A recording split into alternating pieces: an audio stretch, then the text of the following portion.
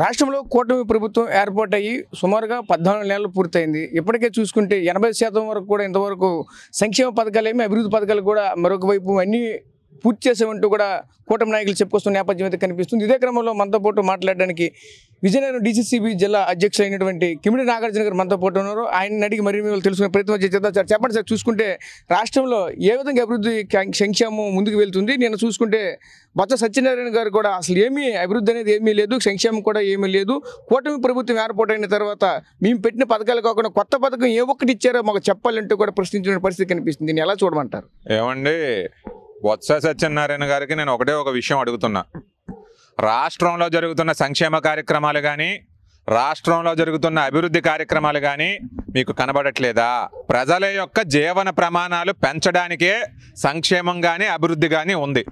దీనికి తోడు ఒక మంచి పరిపాలన అందించినాడే వాళ్ళందరూ సుఖ సంతోషాలతో ఉంటారు.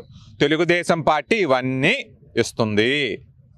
మీరు పెన్షన్ 3,000కి మించి ఇవ్వలేమని చెప్పారు. మేము వచ్చిన వెంటనే 4,000కి అది చేసాం. అంతేకాకుండా ఒక 3 నెలలకు గాను అదనంగా 3,000 రూపాయలు కూడా ఇచ్చి మొదటి నెల 7,000 రూపాయలు మేము ఇచ్చిన మాట వాస్తవం కాదా?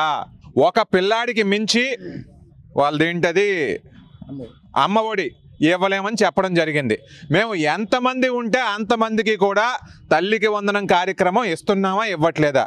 రైతులందరూ కూడా మా హయాంలో చాలా సంతోషంగా ఉండేవారు.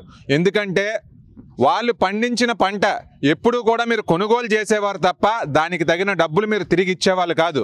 మేము ఈ రోజున 2 రోజుల్లో ఇస్తున్నాం. ఈ రోజున పట్టణాల్లోకి వచ్చామంటే, మండల హెడ్ క్వార్టర్స్లోకి వచ్చామంటే అన్నా క్యాంటీన్లో ఉన్నమాట వాస్తవం కాదా? పేద ప్రజానీకం అందరూ కూడా అక్కడికి వెళ్ళి 5 రూపాయలకే భోజనం చేస్తున్నారు అన్నమాట వాస్తవం కాదా? ఇటువంటి సంక్షేమ కార్యక్రమాలు తీసుకున్నామంటే మహిళల కోసం మేము ఉచిత బస్సు రాష్ట్రం అంతటా కూడా ఇవ్వడం అనేది జరిగింది. దీనివల్ల వాళ్ళందరికీ కూడా ఆర్థిక పురోగతి, ఆర్థిక స్వావలంబన అనేది కూడా వచ్చే అవకాశం ఉంది. గ్రామీణ ప్రాంతాల్లో ఉన్న మహిళలు పట్టణాలకు కానీ లేదా ఇంకేమైనా గుళ్ళు గోపురాలకు కానీ ఎక్కడికైనా వెళ్ళి వాళ్ళకి కావాల్సిందంతా కూడా చేసుకోవచ్చు. అదే రకంగా ఉచిత సిలిండర్లు కూడా మా పార్టీ ఇవ్వడం అనేది జరుగుతూ ఉంది. మరి బొత్స సత్యనారాయణ గారు ఇవన్నీ మీకు కనబడడం లేదా? మీరు ఒక మంచి పొజిషన్లో ఉన్నారు. నిజానికి చెప్పాలంటే జగన్మోహన్ రెడ్డి గారి కన్నా మీకే ప్రోటోకాల్ ఎక్కువ ఉంది. మరి మీ స్థాయిలో ఉన్న వ్యక్తులు విశ్లేషణాత్మకంగా మాట్లాడాలి తప్ప ఈ రకమైనవి ప్రజల్లోకి తీసుకెళ్ళకూడదు అని చెప్పి తెలియజేస్తున్నాను. అంటే ముఖ్యంగా చూసుకుంటే కూటమి ప్రభుత్వం ఏర్పాటైన తర్వాత ఏదైతే ఈరోజు పెన్షన్ల వెరిఫికేషన్ పేరుతో ఆల్రెడీ ఇప్పటికీ ఎంతోమంది వికలాంగుల పెన్షన్లు అయితే తొలగించిన పరిస్థితి కనిపిస్తుంది. వీళ్ళంతా కూడా ఈరోజు రోడ్డెక్కుతున్న పరిస్థితి కనిపిస్తుంది. కలెక్టర్ ఆఫీసుల చుట్టూ అలాగే ఎండీ ఆఫీసుల చుట్టూ ఇలా లైన్లు కడుతున్న పరిస్థితి కనిపిస్తుంది. సుమారుగా చూసుకుంటే 80% ఉన్నటువంటి ఆ యొక్క వికలాంగునికి కూడా ఈరోజు పూర్తిగా పెన్షన్ ఆపేసిన అంటూ ఈరోజు ఆల్రెడీ ఇప్పటికే వాళ్ళకి నోటీసులు అయితే జారీ చేయని పరిస్థితి కనిపిస్తుంది. ఈ కూటమి ప్రభుత్వం దీన్ని ఎలా చూడాలి? ఒకటి వాస్తవం అండి, పెన్షన్లు ఎవరైతే అర్హులు ఉన్నారో వాళ్ళందరికీ కూడా ఖచ్చితంగా ఇస్తాం. కానీ ఒక చిన్న అమౌంట్లో ఏం జరుగుతూ ఉంటుందంటే, సాధారణంగా ఎక్కడైనా కొందరు ఏం చేస్తూ ఉంటారంటే బహుశా ఆ హ్యాండిక్యాప్ లేకుండానో లేదంటే ఇంకేవో లేకుండా కూడా పెన్షన్లు పెట్టుకునే అవకాశం ఉంటుంది. ఇది ఎవరైతే అర్హులు కారో వాళ్ళందరికీ కూడా ప్రభుత్వం పెన్షన్లు ఇచ్చుకుంటే పోయిందంటే ఖచ్చితంగా ఖజానా మీద ఒక భారం అనేది పడుతుంది. కాబట్టి వెరిఫికేషన్ చేసి ఎవరు అర్హులు కాదు అని చెప్పి యంత్రాంగం అంతా చూసుకుంటారో అందులో అది వాస్తవమే. అయితే ఎవరికైనా అర్హులు ఎవరైతే ఉన్నారో వాళ్ళకి టెక్నికల్ సమస్యల వల్ల కానీ ఇంకేదైనా సమస్య వల్ల కానీ పెన్షన్ పోతే ఖచ్చితంగా మళ్ళీ రీవెరిఫికేషన్ ప్రాసెస్ అనేది చేసి ఇచ్చే బాధ్యత ప్రభుత్వం అని చెప్పి తెలియజేస్తున్నాం.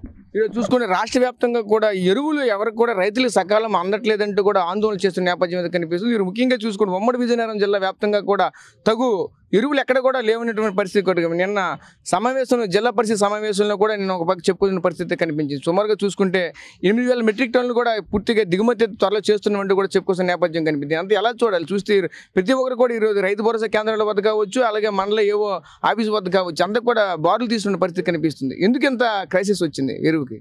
ఇది ఎరువుల విషయంలో మనం అందరం కూడా చాలా లోతుగా వెళ్లాల్సిన అవసరం ఉందండి. ఎరువులు అనేది ఎరువులకు సంబంధించిన పాలసీ అంతా కూడా కేంద్ర రాష్ట్ర ప్రభుత్వాలతో సంబంధించిన పాలసీ. ఈ రోజున ఒక 2-3 ఫ్యాక్టర్స్ అయితే ఉన్నాయి. అదేంటంటే వర్షం కొంచెం త్వరగా వచ్చింది. ఇలా త్వరగా రావడం వల్ల ఏంటి అంటే అనుకున్న సమయం కన్నా కూడా రైతులందరూ కూడా ముందే నాటడం అనేది జరిగింది. యూరియా మీద ఆ ప్రభావం కూడా పడింది. కాబట్టి అందరూ కూడా ముందుగానే అడిగారు. దీనివల్ల ఉన్న స్టాక్స్ అన్నీ కూడా అయిపోవడం అనేది జరిగింది. అక్కడ ఒక ఇబ్బంది వచ్చినా ఈ సమయానికి గత సంవత్సరంతో పోల్చుకుంటే ఆ ప్రభుత్వం ఎంతైతే ఇచ్చారో దానికన్నా కూడా మనం ఎక్కువ ఇవ్వడం అనేది జరిగింది. ఇకపోతే రెండో విషయం, కేంద్ర ప్రభుత్వం చెప్తా ఉన్నది ఏంటంటే రైతులు తెలియక యూరియా చాలా ఎక్కువ వాడుతున్నారు. 50 కేజీలు వాడాల్సిన దగ్గర కూడా 100 కేజీలు వాడుతున్నారు. దీనివల్ల తీవ్రమైన ప్రభావం వారి మీద పడుతుంది. ప్రజల యొక్క ఆరోగ్యం కూడా పోతుంది. ఎలాగైనా వాడుక తగ్గించాలని చెప్పి కేంద్రమే రాష్ట్రాలకు ఇస్తున్న భాగం ఏదైతే ఉందో అది కొంచెం కుదించిందండి.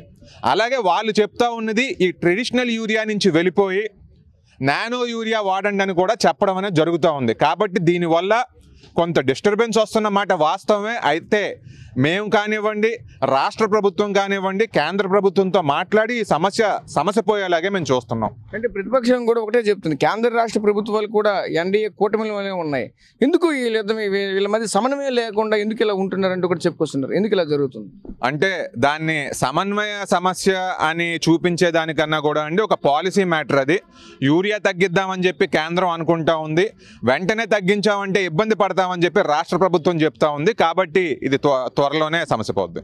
Okay sir, thank you sir. So చూసాం కదా, ముఖ్యంగా చూసుకుంటే ఒకటే చెప్పుకోవాల్సిన నేపథ్యం అయితే కనిపిస్తుంది. ఏదైతే రాష్ట్రంలో కూటమి ప్రభుత్వం ఏర్పాటు అయిన తర్వాత అయితే ఎన్నో సంక్షేమ కార్యక్రమాలు అయితే మేమైతే ఏర్పాటు చేసాము. ప్రతి ఒక్క సంక్షేమ పథకం కూడా ఖచ్చితంగా అమలు చేసాం గ్రౌండ్ లెవెల్లో చెప్పుకోవాల్సిన నేపథ్యం కూడా కనిపిస్తుంది. అదేవిధంగా ముఖ్యంగా చూసుకుంటే ఏదైతే కేంద్ర రాష్ట్ర ప్రభుత్వాలకు సంబంధించినటువంటి పాలసీ కాబట్టి ఈ యొక్క ఏదైతే రైతులకు అందవలసిన ఎరువులు అయితే మాత్రం సకాలంలో ఖచ్చితంగా అందిస్తాము. ప్రస్తుతం చూసుకుంటే ఈ వర్షాలు ముందుగా పడడంతో ఇప్పుడైతే మాత్రం కొంచెం క్రైసిస్ అయితే మాత్రం వచ్చిందంటూ కూడా చెప్పుకోవాల్సిన నేపథ్యం కూడా కనిపిస్తుంది. ఇలాంటి ఈ కార్యక్రమాలు జరగడానికి కేవలంగా ఉన్నటువంటి సమన్వయ లోపం కారణంగా కాదంటూ కూడా మరొక చెప్పుకోవాల్సిన పరిస్థితి కనిపిస్తుంది. చేసినటువంటి అదేవిధంగా రాష్ట్రంలో చేసినటువంటి సంక్షేమం అభివృద్ధి అనేది ప్రతిపక్షాలు కనిపించడం లేదంటూ కూడా మరొక వైపు ప్రశ్నిస్తున్న పరిస్థితి కనిపిస్తుంది. కెమెరా పర్సన్ నాయుడుతో రాజేష్, RTV, విజయనగరం నుంచి. తెలుగులో న్యూస్ కి ఫాస్టెస్ట్ యాప్ ఇప్పుడు టోటల్లీ న్యూ అవతార్లో జస్ట్ 5 సెకండ్స్ లో కంప్లీట్ న్యూస్, సోషల్ మీడియాలో ట్రెండ్స్ కి one stop solution, live TV app, voice search option తో ఇప్పుడే డౌన్లోడ్ చేయండి లేదా అప్డేట్ అయిపోండి. యాప్ లింక్ డిస్క్రిప్షన్ లో ఉంది.